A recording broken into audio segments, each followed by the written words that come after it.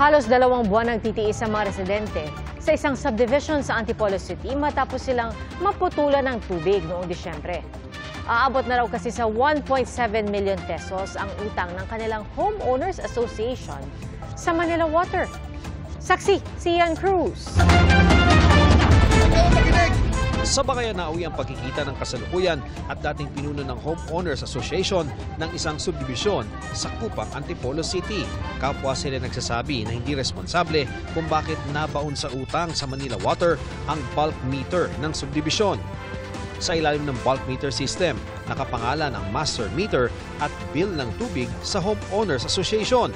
Ang HOMA naman na nagpapasubmeter at siya rin kumukolekta ng bayad sa tubig ng mga residente. Kahit piso po, wala po akong kinukuha mula sa tubig. Kung tuusin nga po, abonado pa po kaming huwa.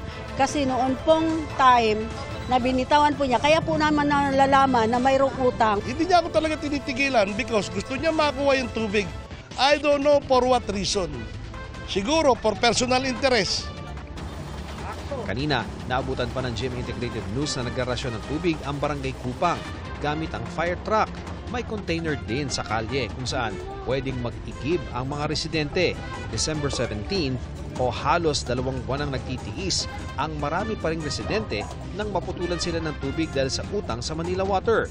Malaki raw ang gasto sa tubig sa araw-araw ng nagpapaigib. Ang may negosyo ng water refilling station, lugi na. Mahigit din mga 30,000 ganon sa isang buwan o 60 dalawang buwan. Kahapon, naibalik na raw ng Manila Water ang koneksyon ng subdibisyon pero ang mga nakabayad lamang ng 5,000 pesos sa barangay ang may tubig ngayon. Ang iba, ayaw magbayad dahil nakailang ambaga na raw sa kanilang lugar pero hindi naman natitiyak na tuloy-tuloy ang serbisyo ng tubig. Walang kasiguruhan po yan. Nung unang tanongin namin, mariripan ba yan? Sabi hindi.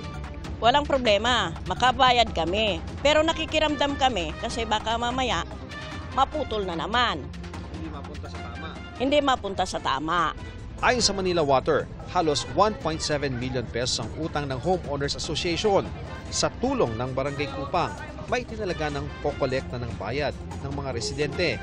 Nakapag-down payment na rin daw ng mahigit 375,000 kaya naibalik ang supply ng tubig. Puhulugan na sa loob ng 1 taon ang remainder ng utang. Kaugnay naman sa hiling ng mga residente na imbis na bulk meter, magkaroon ng kanya-kanyang metro ang bawat bahay. Sagot ng Manila Water.